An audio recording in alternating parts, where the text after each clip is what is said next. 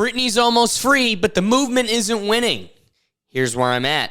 Well, guys, recently we've had some great news. There's been major development in the Free Britney movement. She's about to be let out of her conservatorship that has been under the thumb of her father for many, many years now. And the internet has been the only one fighting beside her to leave Britney alone, as our boy Chris Crocker would say.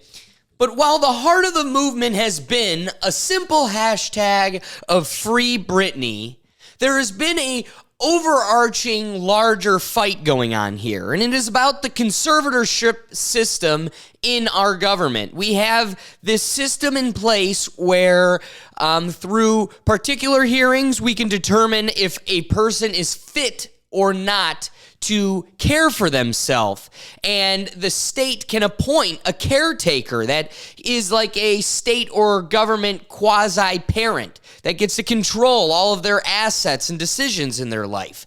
And there's a lot of philosophical and political conversations and thought experiments to be had around these. The question is, at what point should the state take your freedoms away and step in and be a father or parental figure in your life controlling all of your decisions?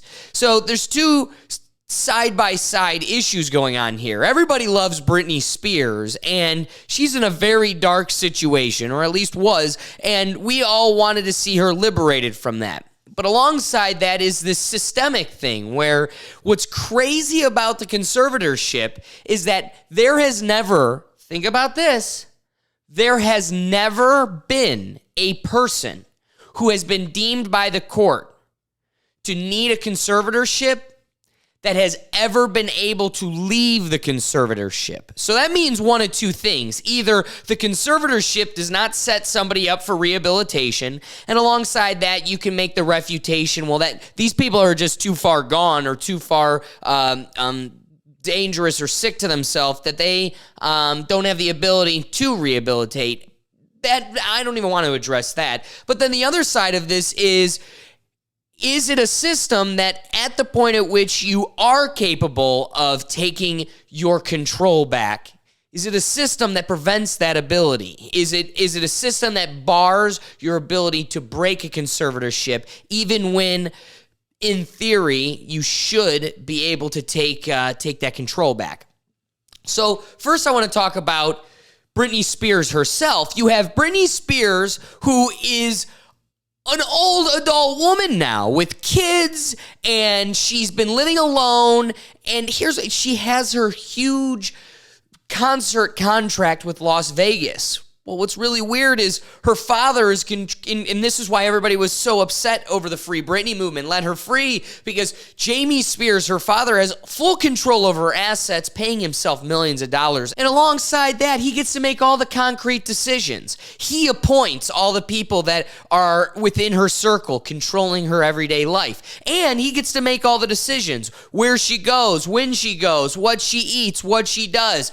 And that's why everybody has been breaking down all her Instagram posts. Is she calling for help? Because even those are monitored and controlled by her father or whoever was appointed to control her social medias.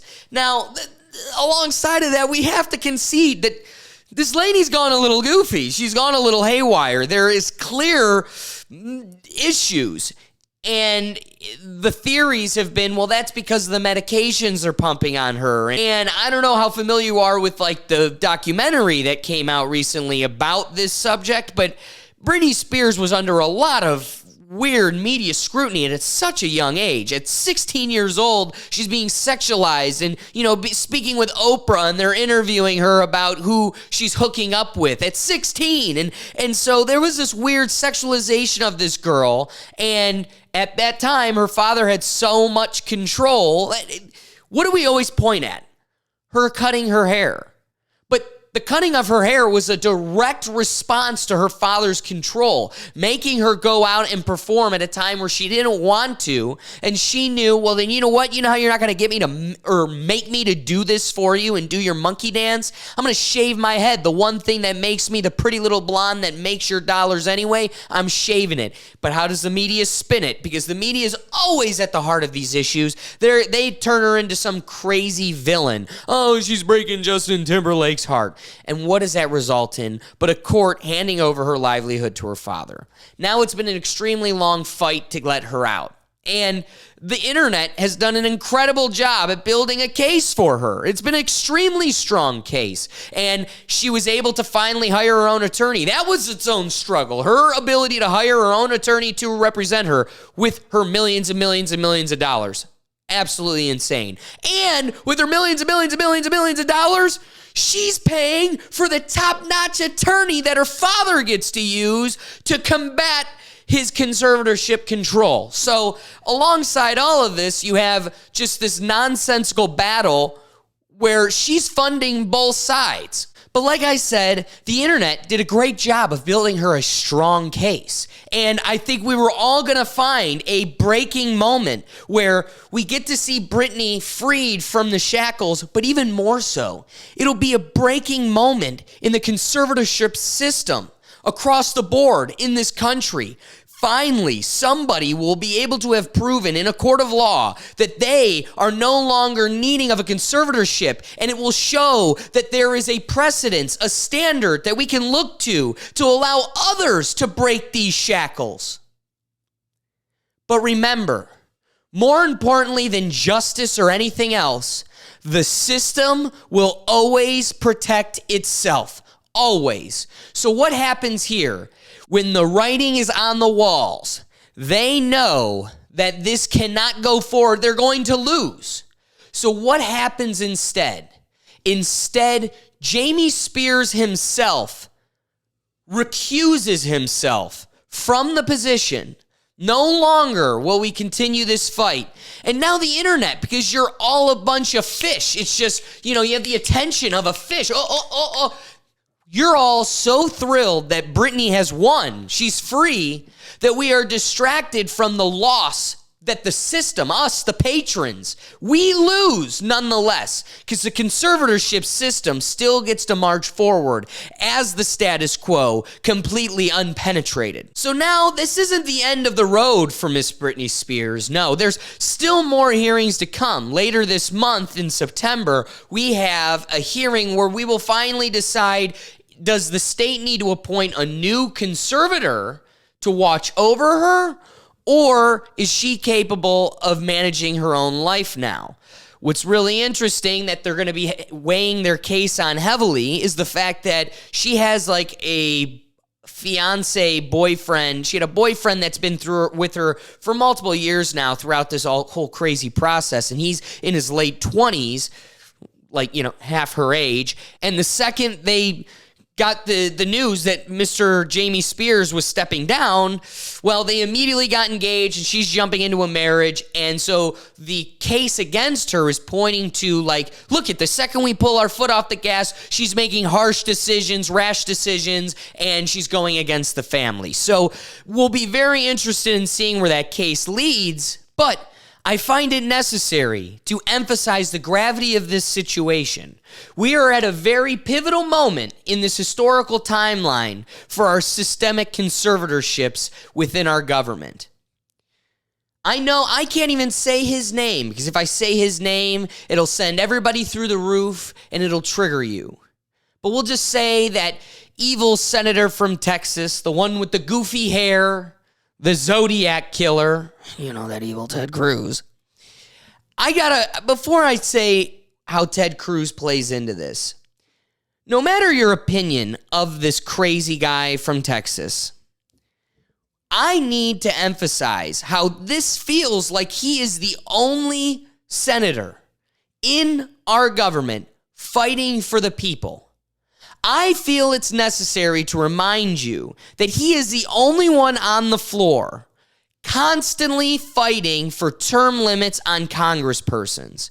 That means this man is the only one down there saying, I think my job needs to be limited because all the others are so blinded by their own selfish desires, their backdoor deals, and the security of their position and money, dollar bills, y'all, is that he is the only one fighting for your interests over his own when it comes to even just term limits. But that's a conversation for another Here's Where I'm At. Nonetheless, the evil Zodiac killer and the also Senator Richard Blumenthal are hosting a hearing on toxic conservatorships September 28th, a day before the Britney Spears hearing in Los Angeles. So coming in a couple days, they will be hosting a hearing on exactly the importance and significance of this systemic issue I have just articulated to you today. I encourage you. It is very interesting how accessible our government has gotten to us, and yet how little people seize that opportunity. I love the fact that I can just pull up on Twitter and they will show you whatever live hearings, committee meetings, whatever that is going on today, it's live on your Twitter. So I implore you, the day before the September 28th hearing on September 27th, log on to Twitter. Watch the hearing. I guarantee your eyes will be opened to who is truly fighting for us and our interests, the weight and gravity of this issue, and how exciting it is for what's to come. There's going to be so much new litigation and progress, at least I hope, coming forward in this situation. And so let's get excited. Grab your popcorn, sit back, and get ready for the show, because this shiz is about to get interesting. So guys, Britney's free. Hopefully, we'll see. But we got some big systemic stuff coming up, and I really implore you to check it out. Again, thanks for watching, and so here's where I'm at.